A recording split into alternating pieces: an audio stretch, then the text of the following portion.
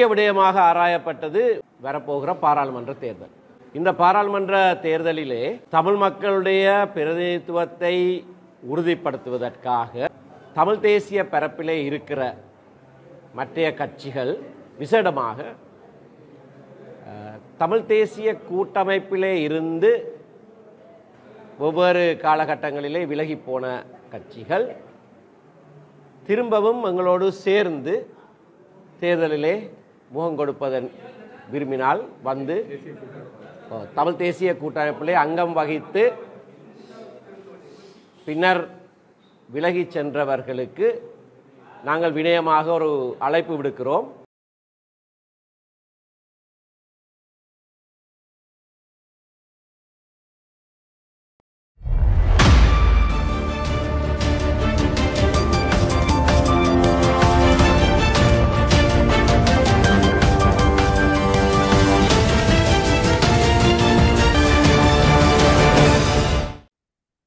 வணக்கம்.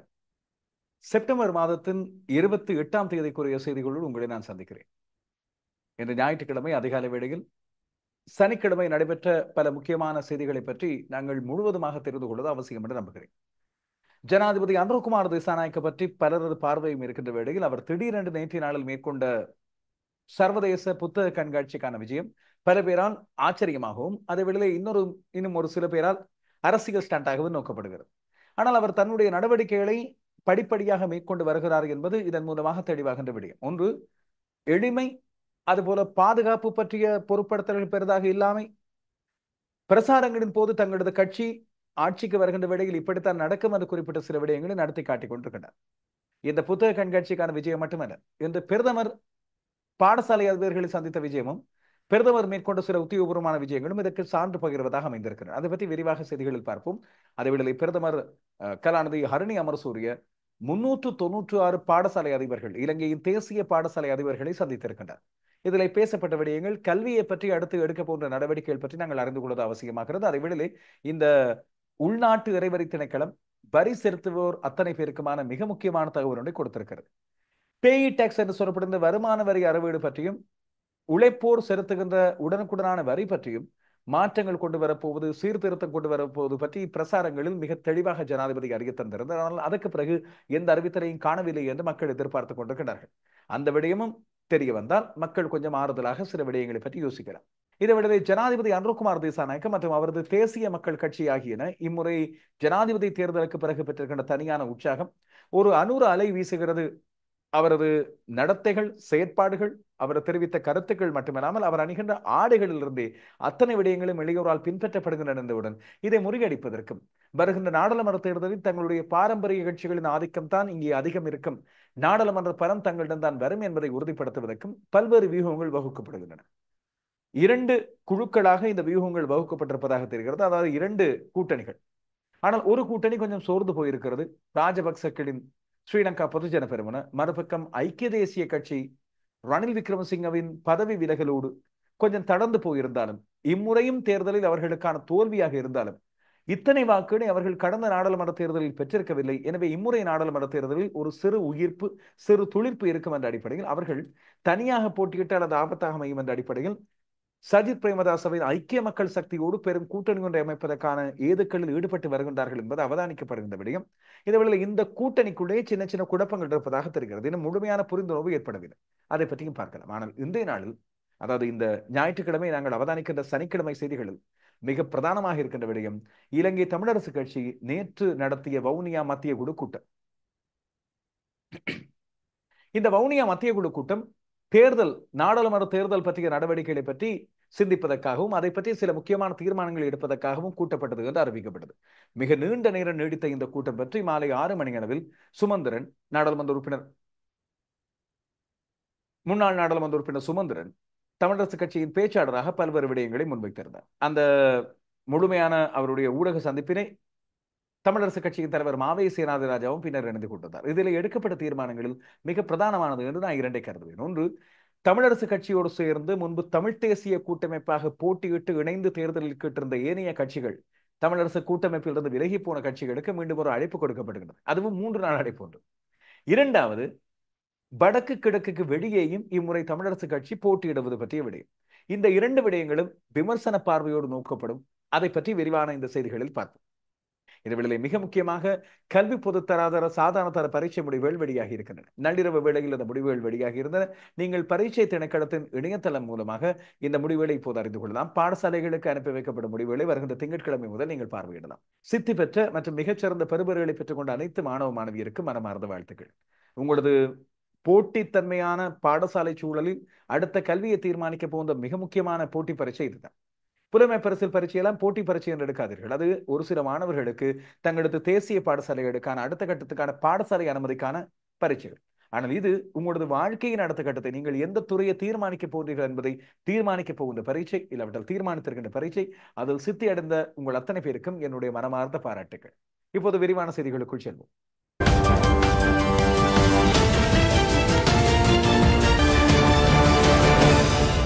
ஜனாதிபதி அன்ருகுமார் திசாநாயக்க தன்னுடைய முதலாவது உத்தியோகபூர்வமான வெளிநாட்டு பயணத்தை எந்த நாட்டுக்கு மேற்கொள்ள போகிறார்? இது இப்பொழுது ராஜதந்திரிகள் மத்தியில் இருக்கின்ற ஒரு பெரிய கேள்வி.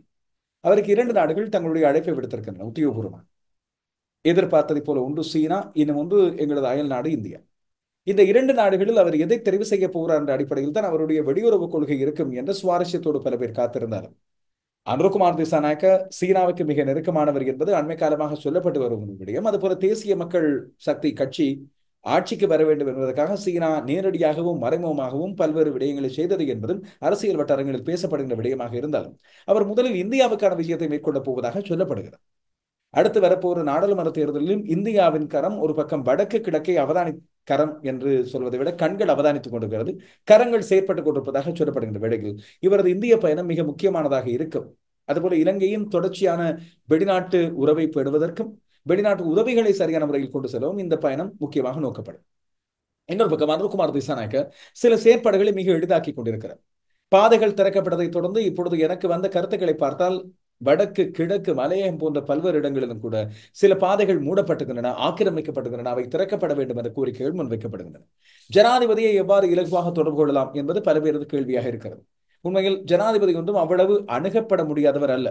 இந்த ஜனாதிபதி மட்டுமல்ல, இதற்கு முதல் இருந்த ஜனாதிபதிகளும். எனவே ஜனாதிபதி செயலகத்தினூடாக நீங்கள் 3 மொழிகளிலும் தொடர்பை ஏற்படுத்தி அவர் மூலமாக அவரோடு தொடர்புகளை ஏற்படுத்தலாம், அவர் மூலமாக சில செயற்பாடுகளை கொண்டு போகலாம். அதுபோல ஜனாதிபதி அன்ருகுமார் திசாநாயக்கவின் உத்தியோகபூர்வமான ஜனாதிபதி ஊடக பக்கம் தங்களுடைய செயற்பாடுகளை மேற்கொண்டு வருகிறது 3 மொழிகளிலும் தொடர்ச்சியாக. நான் பார்த்தவரை அண்மை காலத்தில் இந்த ஜனாதிபதிகளை பொறுத்தவரையில் நல்லாட்சிக்கால அரசாங்கத்திலே மைத்திரிபால சிறிசேனவின் ஊடக பிரிவு மிகச் சிறப்பான முறையில் செயற்பட்டது.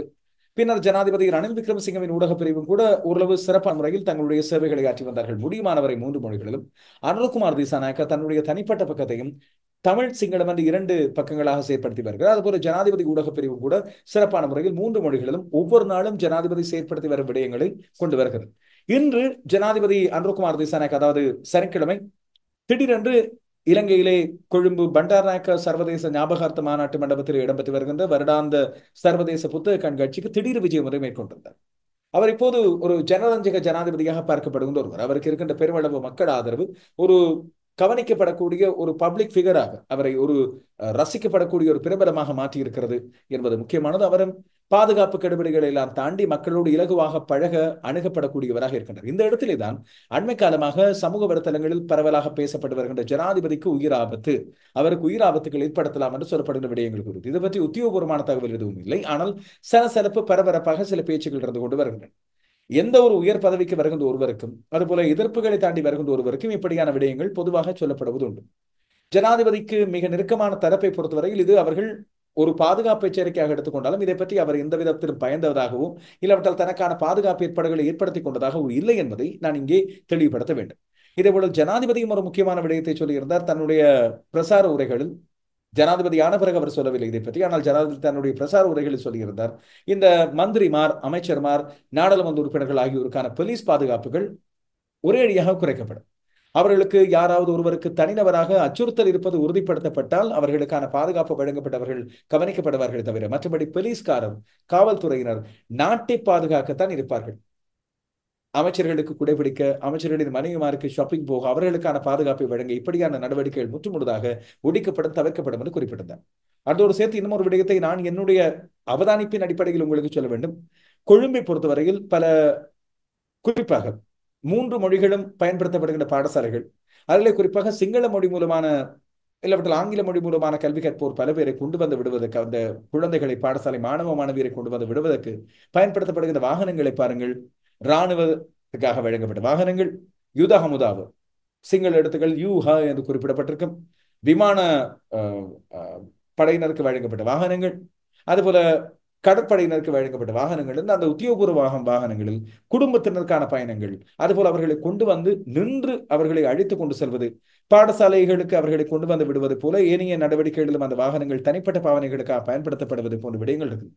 வாகனங்கள் பயன்படுத்தப்பட்டால் கூட பரவாயில்லை.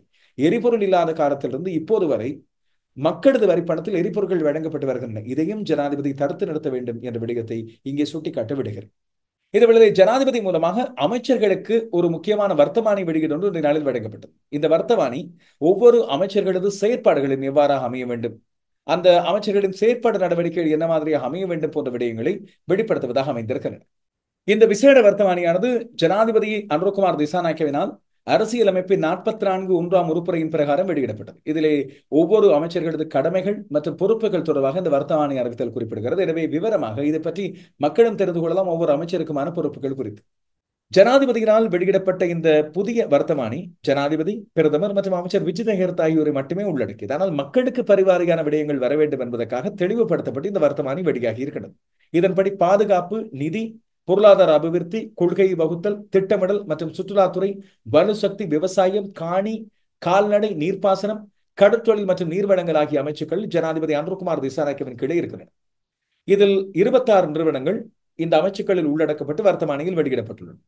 அதுபோல தேசிய பாதுகாப்பு திணைக்களம், தேசிய பாதுகாப்பு நிதியம் உட்பட நிதி அமைச்சின் கீழே உள்ள நிறுவனங்களின் எண்ணிக்கை 62. இலங்கை மின்சார சபை உட்பட 11 நிறுவனங்கள் வலசக்தி அமைச்சுக்கு ஒதுக்கப்பட்டுள்ளன. விவசாய அமைச்சுக்கு 35 நிறுவனங்கள் ஒதுக்கப்பட்டுள்ளன. 134 நிறுவனங்கள் மொத்தமாக ஜனாதிபதி அனுரகுமார் திசாநாயக்கவின் கீழே வரப்போகின்றன. பிரதமராக நியமிக்கப்பட்டுள்ள கலாநிதி ஹரணி அமரசூரியவின் கீழே உள்ள 5 அமைச்சுக்களுக்கு 165 நிறுவனங்கள் இருக்கின்றன. இதன்படி சட்டமா அதிபர் திணைக்களம், சிறைச்சாலை திணைக்களம் உட்பட 38 திணைக்களங்கள் நீதி அமைச்சின் கீழே வரும். பரீட்சை திணைக்களம் உட்பட 45 நிறுவனங்கள் கல்வி அமைச்சின் கீழே வரும். இந்த நாளில் அப்படியான ஒரு விடயம் ஒன்றைத்தான் அவர் மேற்கொண்டு அதிபர்களை சந்தித்திருந்தார். இதுபோல வெளிநாட்டு அமைச்சுக்கு கீழே 15 நிறுவனங்கள், வர்த்தக அமைச்சின் கீழே 41 நிறுவனங்கள், சுகாதார அமைச்சின் கீழே 26 நிறுவனங்கள் உள்ளடங்கி வரும். அமைச்சர் விஜித ஹேரத்துக்கு கீழே 6 அமைச்சுக்கள், அந்த 6 அமைச்சுக்களின் கீழே 142 நிறுவனங்கள் உள்ளடக்கப்படுகின்றன. இதிலே பௌத்த மத கலாசார திணைக்களத்தின் கீழே 53 நிறுவனங்கள் வருவது மிக முக்கியமானது. தொல்பொருள் திணைக்களமும் அதன் கீழே தான் வரும்.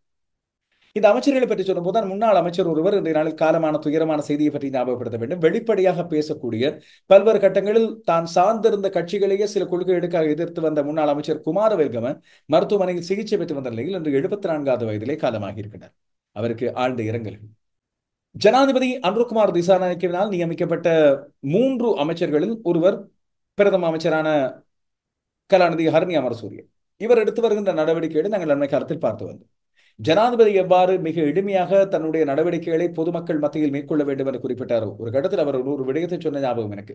ஒரு ஊடக பேட்டியிலா இல்லாவிட்டால் மேடை பேட்டியிலா, மேடை பேச்சிலா தெரியவில்லை, தன்னுடைய அமைச்சர்களான பிறகு, ஆட்சிக்கு வந்த பிறகு தாங்கள் பொது போக்குவரத்திலே பயணிப்போம். இதுவரை அவ்வாறான விடயங்கள் இடம்பெறவில்லை என்று சொன்னாலும், ஒரு விஐபி வருகின்ற வேளையில், ஒரு அமைச்சர் வருகின்ற வேளையில், அதுவும் ஹரணி அமரசூரியவாக இருந்தால் ஒரு பிரதமர், அந்த பிரதமர் வருகின்ற வேளையில் அவரை சுற்றி பாதுகாப்பு படையினர், அதிரடி பாதுகாப்பு படையினர், முன்னால் பின்னால் 2 வாகனங்கள், அதற்கு பிறகு அவர் வந்திறங்கிய பிறகு வாகனத்தை திறப்பதற்கு ஒருவர், இப்படியான நடவடிக்கைகள் எதுவும் இல்லாமல் மிக அமைதியான முறையில் தன்னுடைய கடமைகளை ஒரு அரசாங்க பிரதிநிதியாக மேற்கொண்டு வருகிறார். அது பாராட்டுக்குரியது. இது தொடர வேண்டும் என்று எதிர்பார்க்கிறோம்.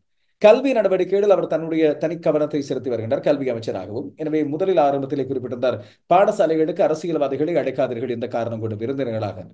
இன்று சனிக்கிழமை அவர் நடத்திய மிக முக்கியமான ஒரு சந்திப்பு ஒன்று, நாடளாவிய ரீதியில் உள்ள 396 தேசிய பாடசாலைகளின் அதிபர்களை அழைத்து கொழும்பு ஆனந்த கல்லூரியில் ஒரு சிறப்பு பயிற்சி முகாம் ஒன்றை நடத்தியிருந்தார். இந்த பயிற்சி முகாமிலே 396 நாடு முழுவதும் உள்ள 396 தேசிய பாடசாலையின் அதிபர்கள் கலந்து கொண்டிருந்தார்கள். இந்த பயிற்சி பட்டறையிலே அவர் வலியுறுத்திய 2-3 முக்கியமான விடயங்கள். ஒன்று, கல்வி என்பது அரசியல்மயப்படுத்தப்படுவதிலிருந்து விலக வேண்டும். ஆனால் மாணவர்களுக்கு அரசியல் தொடக்கம், அவர்களுக்கு இருக்கின்ற பொறுப்பு, வருங்கால பிரஜைகளாக அவர்களுக்கு இருக்கின்ற சமூக அக்கறை போன்ற விடயங்களோடு அரசாங்கம் எவ்வாறு இந்த கல்வியை முன்னெடுத்து வருகிறது, இலவச கல்வி என்பது எவ்வளவு பிரதானமானது என்ற விடயங்கள் வலியுறுத்தப்படுவதோடு சேர்த்து, கல்வி என்பது தனியே வேலை வாய்ப்புக்கான விடயமாக அல்லாமல் சமூகத்தை பொறுத்தவரையில் நல்ல விழுமியங்களை விதைக்கின்ற ஒரு ஒரு செயற்பாடாக அமைய வேண்டும் என்பதை பற்றியும், கல்வியிலே பல்வேறு விடயங்கள் சொல்லப்பட வேண்டும் என்று வலியுறுத்தி இருப்பதும் மிக முக்கியமான ஒன்றாக அமைந்திருக்கிறது. முதலில் இப்படியான திட்டங்கள் மேற்கொள்ளப்படுவது, கல்விக்கான தனியான முக்கியத்துவம் வழங்கப்படுவதாகின நிச்சயமாக வாழ்த்துக்குரிய விடயங்கள். இது தொடர வேண்டும் என்று விரும்புகிறோம். அரசியல், தேர்தல் போன்ற விடயங்களை பற்றி எல்லாம் பார்ப்பதற்கு இடையில் இன்னும் ஒரு முக்கியமான விடயம், ஒவ்வொரு பிரஜையும் அறிந்து கொள்ள வேண்டிய விடயம், இந்த பேயி டாக்ஸ் என்று சொல்லப்படுகிற வருமான வரி மற்றும் இதர முக்கியமான விடயங்கள். இந்த வருமான வரி விடயங்கள் என்று வரும்போது ஜனாதிபதி அனுரகுமார் திசாநாயக்க வரிகள் குறைப்பு பற்றி பேசியிருந்தார். குறிப்பாக வருமான வரி, உழைப்போருக்கு வழங்கப்படுகின்ற இந்த உள்நாட்டு இறைவரி திணைக்களத்தினால் அறவிடப்படுகின்ற வருமான வரி போன்றவற்றை குறைப்பது பற்றி பல்வேறு விடயங்களை சொல்லியிருந்தார். இப்படி இருக்கும்போது உள்நாட்டு இறைவரி திணைக்களம் மிக முக்கியமான அறிவித்தல் ஒன்றை வருமான வரி செலுத்துகின்ற அத்தனை பேருக்கும் வழங்கியிருக்கிறது. உங்களுக்கு தெரியும், குறைந்தபட்ச சம்பளம், மாதாந்த சம்பளம் 1 லட்சம் ரூபாய் எடுப்பவர்களில் இருந்து இந்த வருமான வரி ஆரம்பிக்கிறது. எனவே வரி செலுத்த தகுதியான வருமான வரி செலுத்துகின்ற அத்தனை பேரும் 2023 2024 ஆண்டுக்கான வருமான வரியை வருகின்ற 30ஆம் தேதி, அதாவது செப்டம்பர் 30ஆம் தேதிக்கு முதல் செலுத்த வேண்டும் என உள்நாட்டு இறைவரி திணைக்களம் அறிவித்திருக்கிறது. ஜனாதிபதி வந்திருக்கிறார், புது ஜனாதிபதி. அவர் பல்வேறு செயற்திட்டங்களை இந்த வருமான வரி தொடர்பாகவும் கொண்டு வரப் போகிறார், மாற்றங்களை கொண்டு வரப் போகிறார் என்ற நிலைமை இருந்தாலும் கூட உள்நாட்டு இறைவரி திணைக்களம் அதை பற்றி பொருட்படுத்தாமல் பழைய கணக்கின்படி இந்த வருமான வரியை செலுத்துங்கள் என்று சொல்லியிருக்கிறது. குறித்த கால அவகாசத்துக்குள் வரி செலுத்த தவறினால் அபராதம், வட்டி ஆகியன அறவிடப்படுவதோடு அது தள்ளுபடி செய்யப்படவோ குறைக்கப்படவோ மாட்டாது என்று நெருக்கமான அறிவித்தல் ஒன்றை கொண்டு வந்திருக்கிறது. இது மட்டுமில்லாமல் நிலுவையில் உள்ள அனைத்து இயல்பு நிலை வரிகளையும் வருகின்ற அக்டோபர் மாதம் 30ஆம் தேதிக்கு முதல், இல்லாவிட்டால் அதற்கு அந்த தேதிக்கு முதல் செலுத்த வேண்டும் என்று சொல்லி உள்நாட்டு இறைவரி திணைக்களம் குறிப்பிடுகிறது. எனவே பழைய வருமான வரி மீதிகள் இருந்தாலும் அவற்றையும் உடனடியாக நிலுவையோடு சேர்த்து செலுத்த வேண்டும் என்று நினைவூட்டியிருக்கிறது வருமான வரி திணைக்களம். இது பற்றிய தெளிவாக்கங்கள் ஏதாவது இருந்தால், இல்லாவிட்டால் இது பற்றி மேலும் தெளிவாக்கங்களை பெற்றுக்கொள்ள விரும்பினால் 3 மொழிகளிலும் நீங்கள் 1944 என்ற உள்நாட்டு இறைவரி திணைக்களத்தின் தொடர்பு இலக்கத்தோடு தொடர்பு கொண்டு விவரங்களை தெரிந்து கொள்ளலாம். இல்லாவிட்டால் அருகில் உள்ள பிராந்திய அலுவலகத்துக்கு சென்று மேலதிக விவரங்களை பெற்றுக்கொள்ளலாம். இது சகல வருமான வரி செலுத்துவோருக்கு பொதுவான அறிவித்தலாகும். இப்போது நாடாளுமன்ற தேர்தல் குறித்த அவதானிப்புகள் மற்றும் இதர விடயங்கள். ஜனாதிபதி அனுரகுமார் திசாநாயக்க தலைமையிலான தேசிய மக்கள் சக்தியை எவ்வாறு எதிர்கொள்வது, அந்த அலையை எவ்வாறு தடுப்பது என்பது குறித்து பல்வேறு யோசனைகள், பல்வேறு முன்னெடுப்புகள் இப்பொழுதே ஆரம்பித்திருக்கின்றன. நான் நேற்று ஒரு செய்தி ஒன்றை சொல்லியிருந்தேன். அது உண்மையில் 24ஆம் தேதி நடைபெற்ற ஒரு கூட்டம் பற்றி.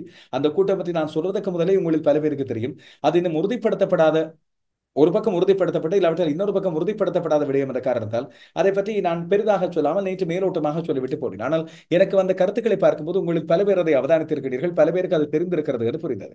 ஐக்கிய மக்கள் சக்தி என்பது ஒரு பெரிய ஒரு கூட்டணியை தொடர்ச்சியாக 2019ஆம் ஆண்டு தேர்தலிலிருந்து தொடர்ச்சியாக கொண்டு சென்று கொண்டிருக்கிறது. கோட்டாபய ராஜபக்சவை எதிர்த்து சஜித் பிரேமதாச போட்டியிட்ட காலத்திலிருந்தும் பின்னர் அந்த நாடாளுமன்ற தேர்தலின் போதும் அதே கூட்டணி அவரோடு சேர்ந்து பயணிக்கிறது. ரவுஃப் ஹக்கீம், ரிஷாத் பதியுதீன், மனோ கணேசன் போன்ற மிக முக்கியமான தலைவர்கள் சஜித் பிரேமதாசவுக்கு ஆதரவு தெரிவித்து அவரோடு சேர்ந்து கூட்டணி அமைத்து பயணித்துக் கொண்டிருக்கிறார்கள். இது மட்டுமல்லாமல் இம்முறை ஜனாதிபதி தேர்தலில் தமிழரசு கட்சியும் ஆதரவை தெரிவித்திருந்தது. அது சுமந்திரன் எடுத்த முன்னெடுப்பின் காரணமாகத்தான் வழங்கப்பட்டது என்று சொல்லி வாத பிரதிவாதங்கள் இருந்து கொண்டிருக்கின்றன. இதன் காரணமாக சுமந்திரனுக்கு ஒரு பக்கம் ஐக்கிய மக்கள் கூட்டணியில் பெரும் ஆதரவும், மறுபக்கம் தமிழரசு கட்சிக்குள்ளே ஒரு ஆதரவும், இன்னொரு பக்கம் எதிர்ப்பும் இருந்து வருவது முக்கியமானது. இப்படி இருக்கும்போதுதான் கொழும்பு உட்பட பல்வேறு இடங்களில் ஐக்கிய மக்கள் சக்தி இந்த கூட்டணியை கொண்டு தொலைபேசி சின்னத்திலே தான் போட்டியிடும். ஒரு சில இடங்களில் மட்டும் தத்தம் தனிப்பட்ட சின்னங்களில் மயில், அதுபோல ஏணி, இன்னொரு பக்கம் மரம், இப்படியான சின்னங்களில் போட்டியிடப் போகின்றார்கள் என்று சொல்லப்பட்டு வருகிறது. இதை பற்றிய ஆலோசனைகள் தொடர்ந்து கொண்டே இருக்கின்றன. எங்கெங்கு சேர்ந்து போட்டியிடுவது, எங்கெங்கே தனித்து போட்டியிடுவது போன்ற விடயங்கள் அநேகமான இடங்களில் சஜித் பிரேமதாச இந்த தலைவர்களிடம் விடுத்த வேண்டுகோளின் அடிப்படையில் தொலைபேசி சின்னத்திலே போட்டியிடுவோம், மக்களுக்கு குழப்பம் இருக்காது என்று சொல்லி கேட்டிருப்பதாகவும், அதுபோல வாக்குகள் பிரிவடையாது என்று சொல்லி இருப்பதாகவும் சொல்லப்படுகிறது. இந்த இடத்திலே தான் ஐக்கிய தேசிய கட்சி ரணில் விக்ரமசிங்க இம்முறை தேர்தலில் போட்டியிட மாட்டேன், அதுபோல தேசிய பட்டியல் மூலமாக வரமாட்டேன் என்று உறுதி அளித்திருக்கின்ற நேற்று ருவான் விஜயவர்தனவிடம் பொறுப்பு கையளிக்கப்பட போகிறது என்று சொல்லப்படுகிற போது தொலைபேசியும் யானையும் ஒன்றாக சேர்ந்து போட்டியிடலாம் என்று பேச்சுக்கள் இருக்கிறார். அந்த விடயங்கள் தேர்தல் சின்னத்தில் இருக்கின்ற குழப்பம் பற்றி பார்ப்பதற்கு இடையில் அடுத்த முக்கியமான விடயமாக தமிழ் கட்சிகளில் மிக பிரதானமான கட்சிகளில் ஒன்று இலங்கை தமிழரசு கட்சி. கடந்த காலங்களில் தமிழ் தேசிய கூட்டமைப்பாக ஒன்றுபட்டு ஒரு மெகா கூட்டணி அமைத்து போட்டியிட்ட போதிலும் 15 ஆசனங்கள் வரையலாம் வென்ற போதிலும் கூட வீடு தான் சின்னம். கடந்த முறை இந்த சின்னமானது அப்படியே இருந்தாலும் வாக்குகள் குறைவடைந்தன. அதுக்கு பிறகு இம்முறை வீடு இருக்கிறது. இலங்கை தமிழரசு கட்சி மட்டும் இந்த கூட்டணியில் இருக்கிறது, மற்ற கட்சிகள் எல்லாம் விலகிவிட்டன. இதையடுத்து இலங்கை தமிழரசு கட்சிக்குள்ளும் பிளவுகள் வரலாம், உடைவுகள் வரலாம், இம்முறை வாக்குச்சிதறல் இருக்கலாம் என்ற அடிப்படையில் வவுனியாவில் இன்றைய தினம் சனிக்கிழமை இடம்பெற்ற மத்திய குழுவின் கூட்டம் மிக முக்கியமானதாக கருதப்படும். அந்த கூட்டத்திலே பல முக்கியமான தீர்மானங்கள் எடுக்கப்படும் என்று சொல்லப்படும். இதில் எடுக்கப்பட்ட தீர்மானங்களில் மிக பிரதானமான சில தீர்மானங்களை பற்றி அறிவிக்கின்ற ஒரு ஊடக சந்திப்பு இன்று மாலை இடம்பெற்றது. காலையில் ஆரம்பித்த இந்த கூட்டம் மத்திய குழுவின் மத்தியில் பல்வேறு விடயங்கள் விவாதிக்கப்பட்டு கலந்து ஆலோசிக்கப்பட்டு மாலை 5:45க்கு முடிவடைந்திருந்தது. வவுனியாவில் இடம்பெற்ற இந்த கூட்டத்துக்கு பிறகு இடம்பெற்ற சந்திப்புகளின் சில முக்கியமான விடயங்களை முன்னாள் நாடாளுமன்ற உறுப்பினரும் இலங்கை தமிழரசு கட்சியின் பேச்சாளருமான சுமந்திரன் இவ்வாறு குறிப்பிடுகிறார். வணக்கம். இலங்கை தமிழரசு கட்சியினுடைய மத்திய செயற்குழு கூட்டம் இன்று காலை வவுனியா நெல்லி ஸ்டார் விடுதியிலே காலை 10 மணியிலிருந்து தற்போது 5:40 வரைக்கும் நாங்கள் கூடி பேசியிருக்கிறோம். ஜனாதிபதி தேர்தலுக்கு பின்னரான விடயங்கள், ஜனாதிபதி தேர்தலோடு பாராளுமன்றம் கலைக்கப்பட்டிருக்கிற காரணத்தினாலே பாராளுமன்ற தேர்தல் சம்பந்தமாக விசேடமாக கலந்துரையாடப்பட வேண்டும் என்று ஆரம்பத்திலேயே அந்த விடயம் நிகழ்ச்சிகளிலே சேர்த்து கொள்ளப்பட்டது. கட்சி எடுத்த 3 தீர்மானங்கள், கடந்த 1ஆம் தேதி செப்டம்பர் மாதம் 1ஆம் தேதி எடுத்த தீர்மானங்களுக்கு மாறாக செயற்பட்டவர்கள் சம்பந்தமான விடயங்கள் ஆராயப்பட்டன. அதிலே அப்படியாக கட்சியின் முடிவுக்கு மாறாக செயற்பட்டவர்களிடத்திலே விளக்கம் கோருவதென்று முடிவெடுக்கப்பட்டிருக்கிறது. திரு அரியநேத்திரன் சம்பந்தமாக அவரை கட்சியிலிருந்து விலக்க வேண்டும் என்று பலமான கருத்துக்கள் சொல்லப்பட்டாலும் 1ஆம் தேதி எடுக்கப்பட்ட ஒரு தீர்மானத்திலே தேர்தலிலிருந்து விலகுமாறு நாங்கள் கேட்டிருந்தோம். அதற்கு அவருடைய விளக்க கடிதத்திலே அந்த பதில் சொல்லப்பட்டிருக்கவில்லை. அவர் விளக்க கடிதம் எழுதியிருக்கிறார். காலம் தாழ்த்தி வந்தாலும் அந்த கடிதமும் வாசிக்கப்பட்டது. ஆகையினாலே அது சம்பந்தமாக கேட்டுவிட்டு அதுக்கு பிறகு நாங்கள் தீர்மானங்கள் எடுக்கலாம் என்று தீர்மானிக்கப்பட்டது. முக்கிய விடயமாக ஆராயப்பட்டது வரப்போகிற பாராளுமன்ற தேர்தல். இந்த பாராளுமன்ற தேர்தலிலே தமிழ் மக்களுடைய பிரதிநிதித்துவத்தை உறுதிப்படுத்துவதற்காக நாங்கள் இன்றைக்கு ஒரு விசேட அறிவிப்பை மனமுவந்து எல்லாரிடத்திலையும் விடுவதென்று தீர்மானிக்கப்பட்டிருக்கிறது. அதாவது தமிழ் தேசிய பரப்பிலே இருக்கிற மற்றைய கட்சிகள் விசேடமாக தமிழ் தேசிய கூட்டமைப்பிலே இருந்து ஒவ்வொரு காலகட்டங்களிலே விலகி போன கட்சிகள் திரும்பவும் எங்களோடு சேர்ந்து தேர்தலிலே முகம் கொடுப்பதன் விரும்பினால் வந்து தமிழ் தேசிய கூட்டமைப்பிலே அங்கம் வகித்து பின்னர் விலகி சென்றவர்களுக்கு நாங்கள் வினயமாக ஒரு அழைப்பு விடுக்கிறோம். வருகிற தேர்தலிலே மிகவும் சவால் மிக்க ஒரு சூழ்நிலையிலே இந்த தேர்தல் இருக்கிற காரணத்தினாலே இணங்கி வந்து எங்களோடு சேர்ந்து இந்த தேர்தலுக்கு முகம் கொடுக்குமாறு இலங்கை தமிழரசு கட்சியினுடைய பெயரிலேயும் இலங்கை தமிழரசு கட்சியுடைய சின்னத்திலேயும் தான் தமிழ் தேசிய கூட்டமைப்பு ஆக நாங்கள் கடந்த காலங்களிலே தேர்தலிலே போட்டியிட்டிருந்தோம். அந்த விதமாகவே இந்த தேர்தலிலேயும் நாங்கள் போட்டியிடுவதற்கு நாங்கள் தீர்மானித்திருக்கிறோம். ஆகையினாலே அவர்கள் வந்து எங்களோடு சேர்ந்து இந்த தேர்தலிலே முகம் கொடுக்க வேண்டும் என்று நாங்கள் மிகவும் வினயமாக அவர்களுக்கு அழைப்பு விடுக்கிறோம். அப்படியாக அந்த அழைப்பை அவர்கள் ஏற்று வந்தால் நாங்கள் மிக விரைவாக அவர்களோடு பேச்சுவார்த்தைகள் நடத்தி தேர்தல் கூட்டமைப்பிலே எப்படியாக நாங்கள் வேட்பாளர்கள் நிறுத்துவது சம்பந்தமான விடயங்களை அவர்களோடு சேர்ந்து ஆராய்ந்து நடவடிக்கை எடுப்போம். அப்படி அவர்கள் இணங்கி வராவிட்டால் இலங்கை தமிழரசு கட்சி தனித்தும் போட்டியிடும். நாங்கள் இதை பற்றி விரிவாக ஆராய்ந்திருக்கிறோம். சில தலைவரோடு பலர் பேசியிருக்கிறார்கள். கூட்டத்தில் எடுக்கப்பட்ட முடிவு தமிழ் தேசிய கூட்டமைப்பில் இருந்து பிரிந்து சென்ற கட்சிகள், அதில் எங்களுக்கு எந்த விதமான பிரச்சனையும் இல்லை. அவர்கள் எவராவது வந்தால் நாங்கள் சேர்ந்து போட்டியிட தயார். அதுக்கு வெளியே வேறு ஏதாவது கட்சிகள் முன் வந்தால் அதை நாங்கள் பரிசீலிக்க வேண்டும். அது நேரடியாகவே நாங்கள் இப்பொழுது சொல்ல முடியாமல் இருக்கிறது. ஏனென்றால் அந்த எங்களோடு வந்து சேருகிற கட்சியில் இருந்து பிரிந்து போனவர்களும் அப்படியாக இருக்கிறார்கள். அவர்களுக்கு சில வேளை அது சம்பந்தமான ஆட்சேபனைகள் இருக்கக்கூடும். பல பல கட்சிகளாக இன்றைக்கு சிதறுண்டு போயிருக்கிற காரணத்தினால அது பற்றி நாங்கள் தெளிவான முடிவெடுக்கவில்லை. அது தலைவரோடு சிலர் பேசியிருக்கிறார்கள், வேறு மாவட்டங்களிலே வெவ்வேறு ஆக்களோடு பேசியிருக்கிறார்கள். அது சம்பந்தமாக வேறையாக முடிவெடுப்போம். ஆனால் தீர்மானமாக நாங்கள் அழைப்பு விடுப்பது தமிழ் தேசிய கூட்டமைப்பிலே அங்கத்துவ கட்சிகளாக இருந்து விலகி சென்றவர்களுக்கு நாங்கள் இருகரம் நீட்டி வாருங்கள் சேர்ந்து பயணிப்போம் என்ற எங்களுடைய புன்முறுவலோடு அவர்களை வரவழைக்கிறோம். எனவே இதன் அடிப்படையில் நேற்றைய தினம் வெள்ளிக்கிழமை சுமந்திரன் ஊடகங்கள் மத்தியில் ஒரு முக்கியமான விடயத்தை சொல்லியிருந்தார். மக்களது பெரு விருப்பத்துக்கு அமைய எல்லா கட்சிகளும் இளையவர்கள், ஆற்றல் உள்ளவர்கள், தகமை வாய்ந்தவர்களை நிறுத்த வேண்டும். அதில் இளையவர்கள், படித்தவர்கள், அனுபவம் வாய்ந்தவர்கள், ஆற்றல் உள்ளவர்கள் மற்றும் பெண்கள் ஆகியோர் நிறுத்தப்பட வேண்டும் என்று சொல்லி குறிப்பிட்டிருந்தார். கடந்த காலங்களிலும் இலங்கை தமிழரசு கட்சி இப்படியான முடிவுகளை எடுத்தாலும் இறுதியாக ஒரு சிலர் பேருக்கு நிறுத்தப்பட்டிருந்தாலும் கூட மூத்தவர்கள் தான் ஆக்கிரமித்திருந்தார்கள். இம்முறை இன்னும் ஒரு சிக்கல் இருக்கிறது. யாழ்ப்பாணத்தை பொறுத்தவரையில் 9 பேர் தான் இங்கே நிறுத்தப்படலாம். ஏனைய இடங்களிலும் கூட ஒவ்வொரு ஆசனங்கள் தான் வெல்லப்படக்கூடிய சூழ்நிலை இருக்கிறது. வழமையாக கொத்து கொத்தாக ஆசனங்களை அள்ளிய இலங்கை தமிழரசு கட்சி அம்பாறை, மட்டக்களப்பு, திருகோணமலை ஆகிய மாவட்டங்களில் ஒவ்வொரு ஆசனங்களை மட்டும் பெற்றுக்கொள்ளக்கூடிய வாய்ப்பும், வன்னியிலும் யாழ்ப்பாணத்திலும் கூட இம்முறை வாக்கு குறைவும் வாக்கு பிரிப்பும் இடம்பெறக்கூடும் என்ற அடிப்படையில் யாரை நிறுத்துவது, யார் விலகிக் கொள்வது என்று பல்வேறு கேள்விகள் இருக்கு. எனவே இதை பற்றி பேசப்படும் என்ற அடிப்படையில் இன்றைய நாளில் அந்த விடயமும் சொல்லப்படுகிறது. இப்போது இலங்கை தமிழரசு கட்சி வாக்குகள் சிதைவடையக்கூடாது, தமிழர் வாக்குகளும் தமிழர் பிரதிநிதித்துவம் உடைந்துவிடக் கூடாது என்ற அடிப்படையில் தங்களோடு சேர்ந்து பயணித்த முன்பு மாபெரும் கூட்டமைப்பாக இருந்த தமிழ் தேசிய கூட்டமைப்பிலே அங்கத்துவம் வைத்திருந்த முன்னைய கட்சிகளுக்கு அழைப்பு விடுத்திருக்கிறது. இந்த பகிரங்க அழைப்பு தங்களால் மனமோந்து விடுக்கப்படுகிறது, வந்து சேர்ந்து கொள்ளுங்கள் என்று அழைத்திருக்கின்றார்கள். ஆனால் 3 நாள் தான் அவகாசம் கொடுத்திருக்கிறார்கள். அந்த 3 நாள் அவகாசத்திலும் ஒரு நியாயம் இருப்பதாக தெரிகிறது. காரணம், அக்டோபர் மாதம் 4ஆம் தேதி முதல் 11ஆம் தேதி வரை மட்டுமே விண்ணப்பங்கள், தேர்தல் விண்ணப்பங்கள், வேட்புமனுக்கள் தாக்கல் செய்யப்படலாம். எனவே அதற்கிடையில் தீர்மானிப்பதற்காக இந்த அழைப்பு விடுக்கப்படுகிறது. அதே வேளையில் இன்னும் ஒரு கேள்வி கேட்கப்பட்டது அவர்களிடம். இந்த முன்பு இருந்த கூட்டமைப்பு கூட்டணி கட்சிகளை தாண்டி வேறு கட்சிகள் இவ்வாறான அழைப்பு விடுத்தால் அதை ஏற்றுக்கொள்வீர்கள் என்று, அது பரிசீலனைக்கு விடப்படும் என்று சொல்லியிருக்கிறார்.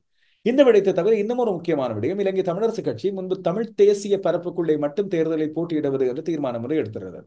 இதற்கு முதலும் 2010ஆம் ஆண்டு அளவில் கொழும்பில், அதுபோல ஏனைய தமிழர்கள் வாழ்கின்ற பிரதேசங்களாக இருந்தால் அந்த பிரதேசங்களிலும், குறிப்பாக கொழும்பு, கம்பகா போன்ற இடங்களிலும் கூட வடக்கையும் கிழக்கையும் தங்களது பூர்வீகமாக கொண்ட ஏராளமான தமிழர்கள் வாழ்ந்து வருகின்றனர். மலையகத்திலும் அவர்தான். ஆனால் அங்கே மலையகத்தின் தனி கட்சிகள் ஆரம்பத்திலிருந்து அங்கே ஆணிவேர் போட்டி இருக்கின்ற காரணத்தால் அங்கே தவிர்த்து மேல் மாகாணத்தின் ஒரு சில இடங்களில் போட்டியிடுவது பற்றி ஆலோசிக்கப்பட்டது. அது இம்முறை சாத்தியப்படுவதாக தெரிகிறது. இது பற்றி உறுதியான தீர்மானம் ஒன்றுக்கு வந்திருப்பதாகவும் இது பற்றி பரிசீலிக்கப்பட்டு வருவதாகவும் சொல்லப்படுகிறது. இதுபோல தேர்தல் பற்றிய நியமனங்களுக்கான தனியான குழு ஒன்று அமைக்கப்பட்டிருப்பதாகவும் சொல்லப்படுகிறது. எனவே அவர்கள் மூலமாக தான் இறுதிக்கட்ட தீர்மானங்கள் மேற்கொள்ளப்படும். இன்று இலங்கை தமிழரசு கட்சி அறிவித்திருக்கின்ற ஆணித்தரமான இந்த முடிவு ஒரு பக்கம் சோர்ந்து கிடந்த தமிழரசு கட்சி ஆதரவாளர்களுக்கு ஒரு பெரிய சந்தோஷத்தை கொடுத்திருக்கும். காரணம், இந்த கூட்டத்தில் இருந்து பெரிய அடிபாடு நடக்கும், பெரிய பிடுங்குபாடு இருக்கும்.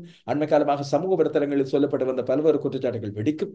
சுமந்திரன், ஸ்ரீதரன் போன்றோர் வெளியேற்றப்படுவார்கள், இல்லாவிட்டால் இருவரில் ஒருவர் இல்லாமல் போவார். இப்படியெல்லாம் பல்வேறு பேச்சுக்கள் இருந்த நிலையில் சுமூகமாக இது பற்றிய குழப்பங்கள் இல்லாமல் இந்த கூட்டம் முடிவடைந்திருப்பதும், இது மட்டுமில்லாமல் அவர்கள் மனமும் வந்து வேறு பலரையும் தங்களது கூட்டணிக்கு வருமாறு அழைத்திருப்பதும் உண்மையில் மிகச்சிறந்த அனுபவம் வாய்ந்த அரசியல் கட்சி என்று மூலமாக எடுக்கப்பட்ட மிகச்சிறந்த ஒரு முடிவாக இருக்க வேண்டும். இந்த முடிவு எவ்வாறு ஏனைய சகோதர கட்சிகளால் ஏற்றுக்கொள்ளப்படுகிறது? ஒரு விடயத்தை புரிந்து கொள்ள வேண்டும். இது இலங்கை தமிழரசு கட்சி தன்னுடைய ஆதிக்கத்தை காண்பிப்பதற்காக இவ்வாறு அழைக்கிறது. உள்ளே சென்றால் அவர்கள் விழுங்கி விடுவார்கள், ஆதிக்கம் செலுத்தி விடுவார்கள் என்று கருதுவோரை பற்றி இங்கே சொல்லுகின்ற வேளையில் அவர்கள் ஒரு சரியான இணக்க அடிப்படையில் சரியான புரிந்துணர்வு ஒப்பந்தம் போன்ற விடயங்களை செய்து கொண்டு இந்த 3 நாட்கள் இருக்கும் வேளையில் தாங்களாக தொலைபேசி மூலமாக இலகுவா பேசலாம். ஒரு கிட்ட இருப்பவர்கள், ஒரு தொலைபேசி அழைப்பின் மூலமாக பிரச்சனையை தீர்த்து கொள்ளக்கூடியவர்கள், முன்பு சேர்ந்து பயணித்தவர்கள், எல்லோருக்கும் ஒரே எண்ணம் தான் இருக்கிறது. மனச்சுத்தியோடு அவர்கள் சிந்தித்துக் கொண்டால் தமிழ் மக்களின் விடுதலையும் தமிழ் தேசிய பற்றுத்தானே ஒரே தாரக மந்திரமாக இருக்கிறது. எனவே இலகுவாக தீர்த்துக் கொள்ளலாம். நாங்கள் 3 பேர் ஒன்றாக சேர்ந்து போட்டியிடுகிறோம், 9 பேர் மொத்தமாக சேர்ந்து போட்டியிடும் போது 3க்கு 6 என்று எடுத்துக்கொள்வோம், 2க்கு 7 என்று எடுத்துக்கொள்வோம் என்று சொல்லி பல்வேறு விடயங்களை பேசிக்கொள்ளலாம். காரணம், வாக்குகள் பிரிக்கப்பட போகின்றன.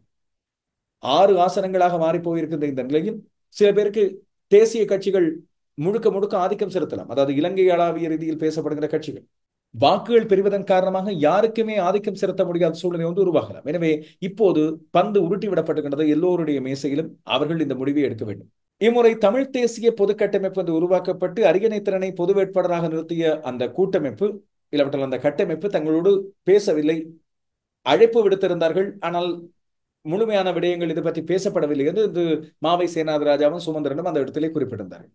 அவர்களையும் கூட திறந்த அழைப்பு ஒன்றை கொடுத்து உள்வாங்கி அவர்களது கருத்துக்களை உள்வாங்கி பேசலாம். அவர்கள் தனியே ஜனநாயக தமிழ் தேசிய கூட்டமைப்பு தான் போட்டியிடப் போகின்றார்கள் என்று முடிவெடுத்திருந்தாலும் கூட ஒரு இணக்க அடிப்படையில் வாக்குகள் சிதறி விடாமல் இருக்க ஒரு ஒற்றுமையான கட்டமைப்பு மேற்கொள்ளப்படலாம். யாழ்ப்பாணத்தை நான் பார்த்தேன், பல இளைஞர்கள் ஒன்றாக சேர்ந்து சிற்சில அமைப்புகளை உருவாக்குகிறார்கள். தனியே சமூக வலைத்தளங்களில் மட்டும் பேசுகின்ற விடயமாக இல்லாமல் சமூக வலைத்தளத்துக்கு வெளியே சென்று தாங்கள் அரசியல் கட்சிகளிடம் எதிர்பார்க்கின்ற விடயங்கள் குறித்து அவர்கள் தாங்கள் எந்த ஒரு கட்சியில் சாராதவர்கள் அதுபோல எல்லா கட்சிகளையும் சேர்ந்தவர்களும் ஒன்றாக சேர்ந்து சில விடயங்களை வெளிப்படையாக பேசுகின்றார்கள், விமர்சிக்கின்றார்கள், கட்சிகளுக்கான விடயங்களை அவர்கள் கொண்டு செல்கின்றார்கள். இது கட்டாயமாக தனியே யாழ்ப்பாணத்தில் மட்டுமல்ல, வன்னி, மட்டக்களப்பு, கண்டி, நுவரெலியா போன்ற இடங்களிலும் எடுக்கப்பட வேண்டிய ஒன்று. மலையக அரசியல் கட்சிகள் என்னென்ன முடிவுகள் எடுக்கின்றன என்பது குறித்தும் அங்கே உள்ள இளைஞர்களும் வாக்காளர்களும் சிந்திக்க வேண்டிய காலகட்டம் இது. உங்களுக்கு இதுவரை கிடைத்த தீர்வுகள் என்ன, கிடைக்காத விடயங்கள் என்ன, மக்கள் பிரதிநிதிகள் வரும்போது அவர்களிடம் கேட்க வேண்டிய விடயங்கள் என்ன, நீங்கள் வழங்க வேண்டிய நிபந்தனைகள், நீங்கள் முன்வைக்க வேண்டிய நிபந்தனைகள் என்ன, அவதானமாக இருங்கள். என்னென்ன விடயங்கள் இப்போது கேட்டால் கிடைக்கும், தேர்தல் காலத்தில் கேட்டால் ஆம் என்று சொல்வார்கள், ஓம் தருவோம் என்று சொல்வார்கள், அதுக்கு பிறகு அந்த பக்கம் வரவே மாட்டார்கள். அவர்களிடம் மலையக மக்களாக இருந்தால் இப்போது கிடைக்க வேண்டிய காணி உறுதி தொடக்கம், அவர்களுக்கு வழங்கப்பட வேண்டிய வீட்டுடைமை போன்ற விடயங்கள், இது மட்டுமல்லாமல் முக்கியமாக இந்த நாளாந்த சம்பள அதிகரிப்பு போன்ற விடயங்கள், உரிமைகள், இந்த விடயங்கள் குறித்து தாராளமாக பேசுங்கள். நீங்கள் இதுவரை யாருக்கு வாக்கு போட்டு வந்தீர்களோ அவர்களிடமே கேடுங்கள். இல்லாவிட்டால் இம்முறை வாக்கை மாற்றுகிறோம் என்று சொல்லுங்கள், இளைஞர்களை நிறுத்தப் போகிறோம் என்று சொல்லுங்கள். அதுதான் முக்கியமான விடயம். தேர்தல் என்று வரும்போதுதான் நிச்சயமாக ஒவ்வொருவரும் பயப்படுவார். எங்களது உரிமைகள் வெல்லப்பட வேண்டிய விடயங்களாக இருப்பவர்கள் இல்லாவிட்டால் உங்களுக்கு பொருத்தமானவர்களை நீங்கள் தெரிவு செய்வதற்கான அடுத்த முறை கொடுங்கள். உங்கள் மத்தியிலிருந்து உள்வாங்கப்பட வேண்டிய ஒருவரை இந்த கட்சியிலே நாங்கள் நிறுத்துகிறோம், எங்களது தெரிவாக மக்கள் தெரிவாக தருகிறோம், அவரை நிறுத்துங்கள். இவர் மூலமாக உங்களுக்கு போட்டி இல்லை, மாறாக உங்களுக்கு வாக்குகள் கிடைக்கும் என்று சொல்லுங்கள். அதுதான் இங்கே அரசியல் ரீதியாக மக்களிடம் இருக்கின்ற பேரம் பேசுகின்ற இயலும். எனவே இந்த விடயம் இப்போது உங்களிடம் தரப்படுகிறது. தொடர்ந்து இது பற்றிய விடயங்களை பற்றி கலந்துரையாடுவோம். நான் சொல்கின்ற விடயங்கள் எல்லாம் சரியாக இருக்கும் என்று இல்லை. சில வழிகளில் என்னுடைய கருத்துக்கு மாற்று கருத்துக்கள், சரியான கருத்துக்கள் இருந்தால் கொண்டு வாருங்கள்.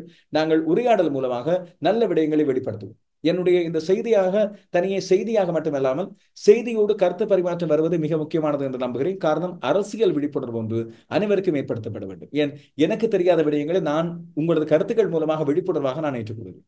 இந்த இடத்திலே தான் அனுரகுமார் திசாநாயக்க என்று சொல்லப்படுகின்ற ஒரு பிம்பம், ஒரு கதாநாயக பிம்பம் இப்பொழுது உருவாக்கப்பட்டு அவரது அலை ஒன்று வீசிக்கொண்டிருக்கிறது அனைவருக்கும் தெரியும். இந்த டபுள் பாக்கெட் ஷர்ட் என்று சொல்லப்படுகின்ற விடயம் இப்போது ட்ரெண்டாக மாறுகிறது. சின்ன உதாரணம், அவரது ஆடை.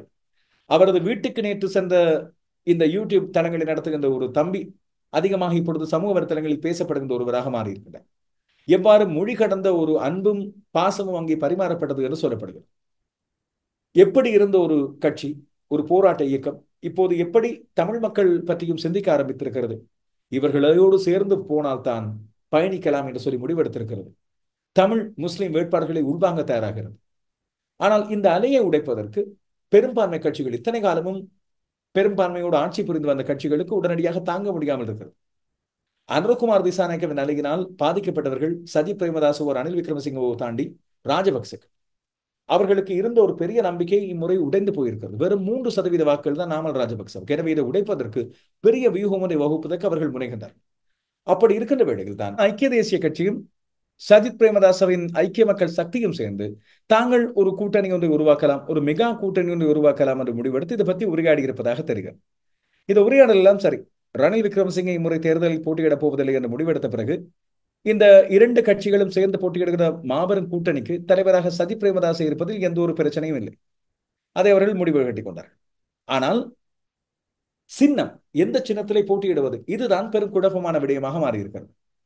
காரணம், யானை என்ற சின்னத்தை தாண்டி தொலைபேசி என்ற சின்னம் இப்பொழுது அதிகமாக மக்கள் மத்தியில் ஈடுபட்டுகிறது. யானை சின்னத்தில் தான் கடந்த முறை தோல்வி. எனவே தொலைபேசி சின்னத்தை பயன்படுத்துவோம் என்று ஐக்கிய மக்கள் சக்தி இப்பொழுது எடுத்திருக்கின்ற சூழ்நிலையில் அது வேண்டாம், 2 பேரும் சேர்ந்து பொது சின்னம் ஒன்றில் போட்டியிடுவோம். காரணம், இப்போதே இறந்து கொண்டிருக்கின்ற ஒரு கட்சியாக மாறிக்கொண்டிருக்கின்ற யானை சின்னத்துடன் ஐக்கிய தேசிய கட்சி இந்த தொலைபேசி சின்னத்திலே போட்டியிட்டால் கட்சி உறுப்பினர்களையும் இழக்க வேண்டி வரும் என்று ஐக்கிய தேசிய கட்சி யோசிக்கிறது. இதன் காரணமாக தான் இடுபறி வருகின்ற 4ஆம் தேதிக்கு முதல் விண்ணப்பம் யார் யார் போட போகின்றார்கள், எந்த கூட்டணி எங்கே உருவாக போகிறது என்று தீர்மானிக்க முதல் இந்த பொது சின்னத்துக்கு ஒரு முடிவு காணலாம் என்று அந்த இடுபறியை தீர்ப்பதற்கு நாளைய தினமும் மீண்டும் ஒரு கூட்டம் ஒன்று ஏற்பாடு செய்யப்பட்டிருப்பதாக தெரிகிறது. இதேவேளை அரசியல் ரீதியில் ஞாபக சக்தி உள்ள உங்களில் ஒரு சிலர் ஒரு கேள்வி ஒன்றை என்னிடம் கேட்கலாம்.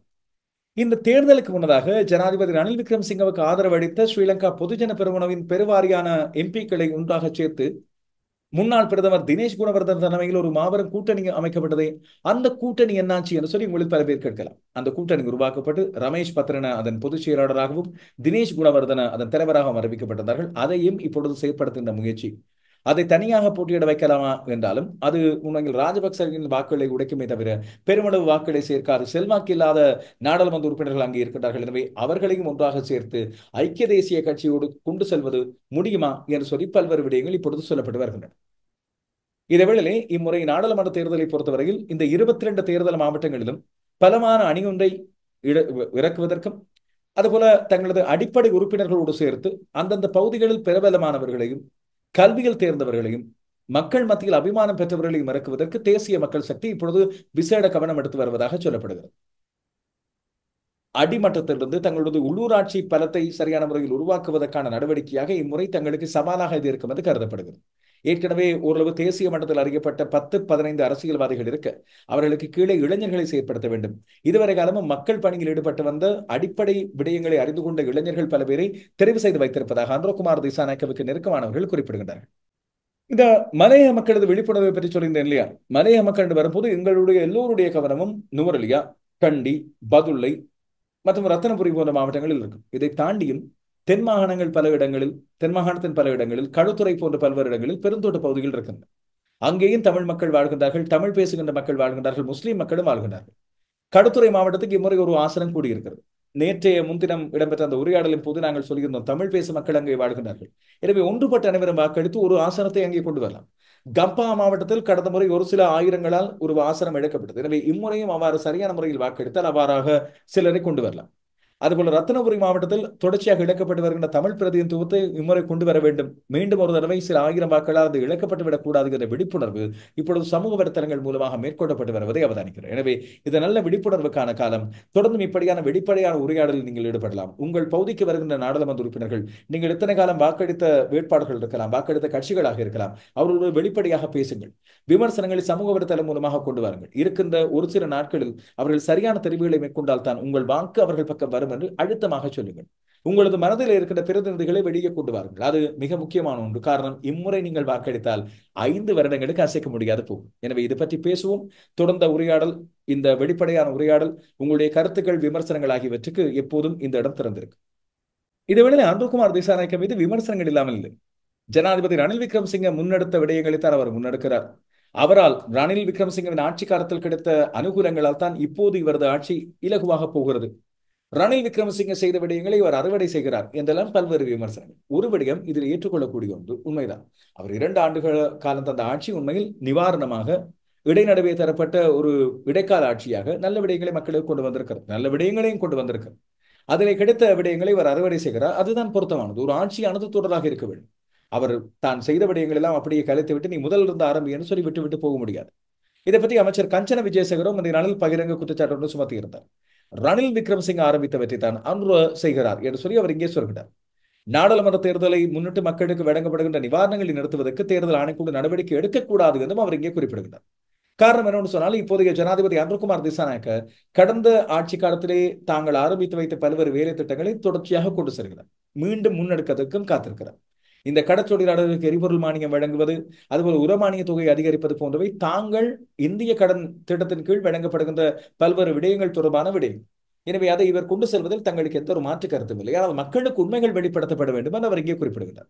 அதுபோல இப்பொழுது நாடாளுமன்ற தேர்தல் இடம்பெறும் போது இப்போது செய்யப்படுகின்ற உதவிகள் தேர்தல் மூலமான பிரசாரங்களாக, லஞ்சங்களாக இருக்கும் என்று சொல்லி கருதுகின்ற வேளையில் தேர்தல் ஆணைக்குழு அதை தடுத்து நடத்தக்கூடாது, அது மக்களுக்கு போய் சேர விட வேண்டும் என்று சொல்லி அவர் இங்கே குறிப்பிடுகிறார். ஆனால் ஜனாதிபதி தேர்தலின் போது இந்த நிவாரணங்கள் நிறுத்தப்பட்டது. அது ரணில் விக்ரமசிங்கவுக்கு பிரதிகூலமாக அமைந்ததோ இல்லையோ, மக்களுக்கு பாதிப்பாக இருந்தது. எனவே அவர் ஆரம்பித்த நல்ல விடயங்களை யார் வேண்டுமானாலும் கொண்டு செல்ல வேண்டும் என்று காஞ்சன விஜயசேகர் குறிப்பிடுகிறார். இம்முறை காஞ்சன விஜயசேகர் போன்றோர் யாரோடு சேர்ந்து போட்டியிட போகிறார்கள், போட்டியிடுவார்கள் என்ற கேள்வியை நாங்கள் எழுப்ப வேண்டியிருக்கிறது இல்லையா? இதேவேளை இம்முறை நாடாளுமன்ற தேர்தலுக்கு 11 பில்லியன் ரூபாய் தேவைப்படுகிறது. நாட்டின் திரைசேரியில் இந்த தொகை எல்லாம் இருக்கிறது. ஜனாதிபதி ரணில் விக்ரமசிங்க ஒரு தடவை நாடாளுமன்றத்தில் சொன்ன ஞாபகம், உள்ளூராட்சி தேர்தலை நடத்த பணம் இருக்கவில்லை. ஒரு 4 மாதங்களுக்கு முதல் பார்த்தால் இப்பொழுது அடுத்தடுத்து 2 தேர்தல்கள் 1 மாத இடைவெளியில் அந்த 2க்குமே பணம் இருந்திருக்கிறது. தேர்தல்கள் ஆணைக்குழுவின் தலைவர் RML ரத்நாயக்க தலைமையில் தேர்தல் செயலகத்தில் இன்று சனிக்கிழமை இடம்பெற்ற விசேட கலந்துரையாடலின் போது மாவட்ட தெரிவு அத்தாட்சி அலுவலர்கள், பிரதி மாவட்ட தேர்தல் ஆணையாளர்கள் ஆகியோர் பங்கு பெற்றிருந்தார்கள். அப்போதுதான் நாடாளுமன்ற தேர்தலுக்கு 11 பில்லியன் ரூபாய் தேவைப்படுவதன் காரணமாக ஜனாதிபதி கையெழுத்திட்டு இப்போது அது ஏற்றுக்கொள்ளப்பட்டிருப்பதாக தெரிகிறது. அதுபோல் இந்த ஜனாதிபதி தேர்தல் வெற்றிகரமாக முடிவடைந்ததை அடுத்து நாடாளுமன்ற தேர்தலை பிரச்சனை இல்லாமல் இலகுவாக நடத்துவதற்கான சகல ஏற்பாடுகளும் இப்பொழுது பூர்த்தியாகி கொண்டு வருவதாகவும் அவர் குறிப்பிட்டிருந்தார்.